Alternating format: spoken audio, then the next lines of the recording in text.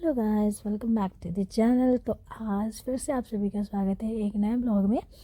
और ये ब्लॉग ना काफ़ी इंटरटेनिंग व फ़नी होने वाला है, सो प्लीज़ लास्ट तक वॉच करिएगा। And also requesting to you कि चैनल पे अगर नए हैं तो प्लीज़ सब्सक्राइब कर लीजिएगा। तो आज फर्स्ट ऑफ ऑल मैं करने वाली हूँ मेरे मंदिर की डीप क्लीनिंग। एक्चुअली मंदिर पे बहुत ज़्यादा चीज़ें मैंने इसके आसपास नहीं रखी हैं, क्योंकि बहुत ज़्यादा चीज़ें रखने का मतलब है कि क्लटर बहुत दिखता है और उसे क्लीन करने के टाइम भी उतना चाहिए। और जहाँ पे छोटे बच्चे हो ना, वहाँ पे टाइम क्या बताऊँ, मेरे पास बिल्कुल भी टाइम नहीं बचता है। सच बताऊँ तो किसी तरह से टाइम चुरा चुरा के मैं एडिटिंग करती हूँ, जिसकी वजह से लॉन्ग वीडियोस काफ़ी लेट से आते हैं, क्योंकि मैं एडिटिंग कर ही नहीं पाती हूँ। तो यहाँ पे कर रही हूँ मैं मंदिर की डीप क्लीनिंग। सारे बुक्स पे डस्ट की लेयर पड़ चुकी थी। हालांकि मैं टाइमली करती रहती हूँ, बट फिर भी ये खिड़की के पास है ना, तो यहाँ पे डस्ट बहुत जल्दी आती रहती है। और बच्चों को इन सारी चीज़ों में इन्वॉल्व करके रखती हूँ पूजा पाठ में। शाम को कभी कभी बेटों को ही बोल देती हूँ संध्या आरती करने के लिए, या केशव को लेके बैठती हूँ पूजा करने के लिए। तो मंदिर की चीज़ें ये लोग इधर उधर करते रहते हैं। तो ये सारी चीज़ें ऑर्गेनाइज़ करके मंदिर को क्लीन कर दिया है, और पूजा के जो भी कपड़े थे वो भिगा दिए हैं धुलने के लिए। और अब आ गई हूँ मैं कपड़े फोल्ड करने के लिए। मेरा ना ज़्यादातर ब्लॉग में सबसे ज़्यादा पता है क्या दिखता है, कि या तो मैं कपड़े फोल्ड कर रही हूँ या तो मैं कपड़े डाल रही होती हूँ सूखने के लिए। मैं क्या ही बताऊँ, मुझे समझ नहीं आता है कि मेरे पास इतने कपड़े धुलने को कहाँ से आ जाते हैं एवरीडे। बच्चे हैं शायद इसलिए। और केशव तो बहुत ही कपड़े ख़राब करता है। वो दिन में कई बार 2-3 कपड़े चेंज करवा लेता है। उसके अलावा भाई बेटू भी करती है। बाहर जाना होता है तो दूसरा चाहिए, घर में है तो दूसरा चाहिए। इस तरीके से बहुत कपड़े उठाते हैं। तो मैं यहाँ पे लेकर के बैठ गई थी अपने कपड़ों का पुलिंदा फोल्ड करने के लिए। और बेटों की पढ़ाई भी चल रही है यहाँ पे। अब शाम हो गई है, इनके होमवर्क को बनवा रही हूँ और साथ ही साथ अपने कपड़े भी फोल्ड कर रही हूँ। इस तरीके से हम दोनों का काम यहाँ पे चल रहा है। और इसके बाद बेटू को पढ़ने के लिए बिठा दूँगी और मैं चली जाऊँगी यहाँ किचन में। कुछ काम यहाँ पे राजमा या चना मुझे याद नहीं आ रहा, 2-3 दिन पहले का वीडियो है ये, कब मैंने इसको रिकॉर्ड किया था। 2-3 दिन क्या, 4-5 दिन हो गया आई थिंक। तो मैं यहाँ पे कुछ उबलने के लिए रखा हुआ है, सब्ज़ी बनाने के लिए। आई थिंक राजमा ही है। और यहाँ आने के बाद मुझे दिखता है, देखो केशव महाराज आ गए ना बीच में। हाँ क्या हुआ? रोटी क्या खाओ? खा लिया। और यहाँ पे आ गई अब मैं। हाँ हाँ मैं ओढ़ लूँगी केशव, ओढ़ लूँगी, ओढ़ लिया मैंने। बाय केशु। और यहाँ पे जब मैं आई किचन में तो देखा फ्रिज के ऊपर बहुत सारी चीज़ें इकट्ठी हो गई थी। और ये कॉर्नर ना सारी चीज़ों से मतलब इधर उधर बिखरा सा दिख रहा था बिल्कुल। यही तो मेरी प्रॉब्लम है, मुझे ये सारी चीज़ें ऑर्गेनाइज्ड वे में चाहिए होता है, लेकिन एवरीडे के भागम भाग में ये पॉसिबल नहीं हो पाता। कई बार मैं खुद ही जल्दी जल्दी में चीज़ें इधर रख देती हूँ, और ज़्यादातर मेरे बच्चे लोग हर चीज़ को एक्सेस कर पा रहे हैं आजकल। एक चेयर छोटा वाला है, केशव लेके दिन भर घूमता रहता है। उसे जो चीज़ नहीं पकड़ में आती है वो चेयर लगाता है, चढ़ के चीज़ों को इधर उधर करते रहता है। यहाँ पे फ्रिज के ऊपर, जैसे कि कॉमेडी देखा था मैंने कि हम इंडियन लोगों के फ्रिज के ऊपर कुछ ना रखा हो, ये पॉसिबल नहीं है। तो इस चीज़ से थोड़ा सा बचने के लिए ज़्यादातर घर के काम काज की चीज़ें जो है वो हम फ्रिज के ऊपर रख देते हैं। बट इस चीज़ से बचने के लिए यहाँ पे कुछ डेकोरेटिव आइटम्स रख दिए मैंने, ताकि जगह दिखे नहीं और हम फालतू चीज़ें इस पर रखें नहीं। बट फिर भी छोटी छोटी चीज़ें, रबर बैंड वगैरह जो सब में आती है वो सारे इस पर रख देते हैं। अब यहाँ पे चीज़ें ऑर्गेनाइज करके मैं आ गई हूँ। जाओ लोग रास्ते पर से, तब तो कोई अंदर आएगा।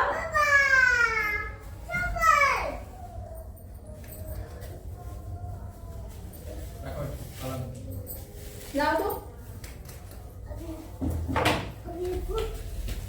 वाह नहीं, ऐसा कह के मेरा दिल ना तोड़िए, ठीक ना? लग रही थी भी हो गया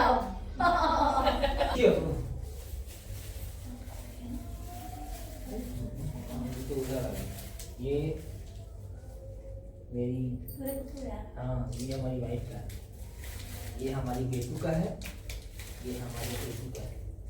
और आपका? लेकिन बेटू तभी खाएगी जब खाने के बाद ब्रश करेगी अच्छे से, ठीक है? तो ये आप बताएंगे जरा, ये मेरे लिए क्यों लाए हैं? क्योंकि आज मैं अच्छी लग रही थी। खुश हो कि दुखी हो समझ ही नहीं आ हो, लेकिन हाँ पता नहीं मतलब क्या लग रहा था कि इतनी बढ़िया लग रही थी यार देखने में। ऐसे करूं, ऐसे करूं,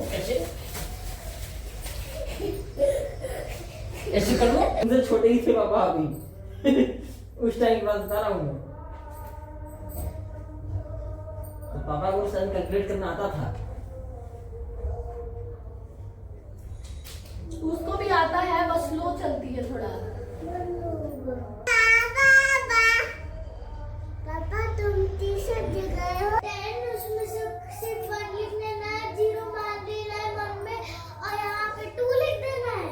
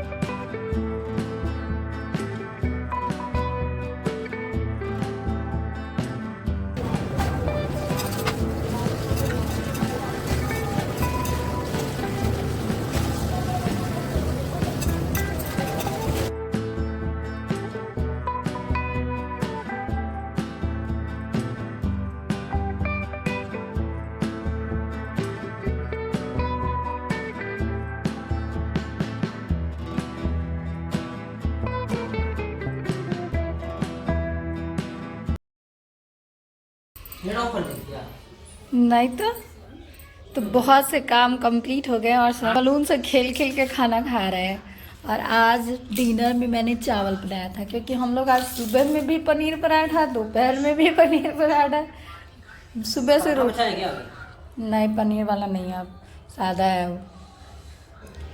तो इसीलिए इस टाइम चावल बना दिया, बहुत हो गया था पनीर पराठा। और बेटू का क्या बताऊँ यार, इसका कंप्लीट मतलब इतने साल लगते हैं, इतनी स्लो लड़की है। चल जल्दी जल्दी करो।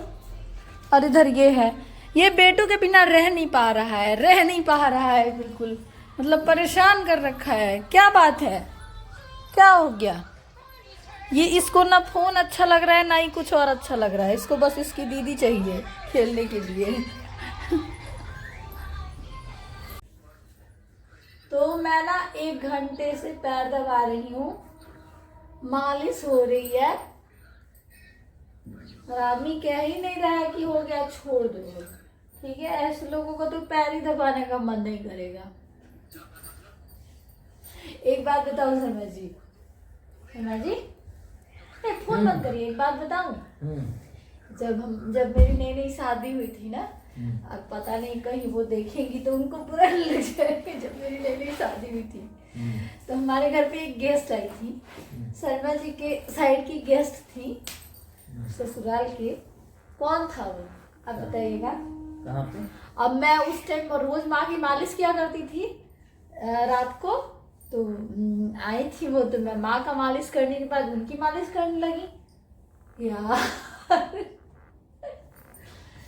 15 मिनट बीत गए, 20 मिनट बीत गए, कह ही नहीं रही है कि हाथ छोड़ दो, हो गया। अब मैं इतनी थक गई थी उस दिन, क्योंकि काम भी दिन भर की थी। सच्ची समझ याद नहीं है आपको? जाइए, कुछ याद ही नहीं रहता है। लास्टली जब मैं काफी देर तक उनका पैर दबा रही थी, तो आप ही हैं खुद जाके बहाने बना के मुझे बुलाए थे। कह रहे कि तेरे घर से फोन आया है, ठीक है। तब माँ बोली कि जा बात कर ला। तब मैं गई, ठीक है। और फिर उस दिन के बाद से ना मैं एक बार भी नहीं गई उनका पैर दबाने या मालिश करने, सही बता रही हूँ। क्योंकि मुझे ऐसा लगता था ना कि रोज रोज मुझे कौन बचाएगा। वो तो कभी कहेंगी नहीं कि रहने दो। अब मेरा है ना कि कोई अगर मेरे हाथ पैर दबाने लगे ना, तो जैसे ही वो शुरू होता है वैसे ही मैं कहने लगती हूँ कि हो गया हो गया। हमको तो नहीं कहती हो तुम। ऐसी बात नहीं है। आप रोज रोज में पैर दबाते हैं क्या? रोज रोज तो पापा तुमसे दबवाते हैं। अच्छा अरे भगवान, ऐसी बेटी है नहीं नहीं बेटा। नहीं, ऐसी बात नहीं है। जब मैं बहुत ज्यादा परेशान होती तो जरूरी है आपके, जब मेरे पैर में चोट लगी थी। अच्छा बेटा, तू कब देखी है मम्मा को? यार सुन, मैं दबाती और सुन, और कब नहीं देखी है पापा को पैर दबाते हुए? ऐसा हुआ है ना कि बेटू सो जाती है, मैं झूठ बोलती हूँ। वो सो जाती है वो। अच्छा मैं आपके पैर नहीं दबाती हूँ, पहले आप बताओ। 2 बार मतलब मैक्सिमम साल भर में अगर हम काउंट करें तो 5 बार क्या मैक्सिमम। जरूरत, इतना झूठ मत बोलिए यार। अरे शाम शाम मेरी बात सुनो। सुनो सुनो सुनो, जब हम हफ्ता में 1 बार। अरे चुप ऐसे ही कई लोग तो कहे कि सच्ची में दबाता है, मैं लेकिन बता आप इतना ना वो क्या चलो करेंगे बात तो बता। साल में 5 ही बार दबाऊंगी, समझ जाइएगा। इतना मत वो करिए, साल में 5 ही बार दबाती है। हाँ, हर दूसरे तीसरे दिन चलो मतलब बाबा पैर में आ जा रही है यार तू। इनका पीठ दर्द। मैं तलवार नहीं छूना चाह रही, पैर धो के आए क्या? धुला हुआ है पैर। हाँ, पैर धो के आना चाहिए था ना। अब मुझे पापा हाथ से धोना साफ तो धोना पापा पड़ेगा। से पापा से नहीं, साफ इग्नोर तो कर। तलवा मम्मा का है ना। चल जा सोने जा। नहीं मेरी बात सुनो। स्वामी को तो पटकाई थी, बेटा चुप रहो ना। नहीं पटक रहा है तो क्या करूं? पटकेगा तो हो तो गया, पटका तो दिया, हो गया। उससे ज्यादा नहीं पटक सकता है उससे। अरे अब ठीक है, दादा ठीक है। हैंड वॉश करना पड़ेगा।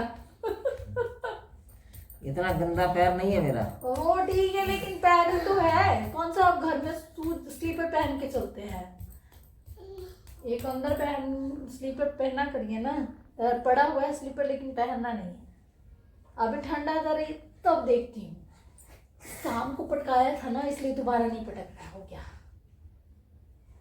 बाप रे, नहीं फुटक रहा है अभी। कितनी देर तक मेरे से पैर दबाए यार। हो गया। अरे! तू नलमा बेटियां तो बाबुल की रानियां है। इसका मतलब ये देखो, पापा का पैर नहीं छूना क्योंकि हमारे यहाँ नहीं छूते हैं, लेकिन नानू के घर पे छूते हैं। तो पैर दबाना नहीं, कोई दबाएगा नहीं, लेकिन पैर छू के प्रणाम जरूर करना, ठीक ना? हाँ, तुम्हारे यहाँ अगर रिवाज है कि बेटियां नहीं पैर छूती है, मेरे यहाँ छूते हैं तो पापा का पैर मत छुआ करना, ठीक है? अगर कभी ज्यादा दिक्कत होगी तो दबा देना पैरों से, तुम अपने पैरों से।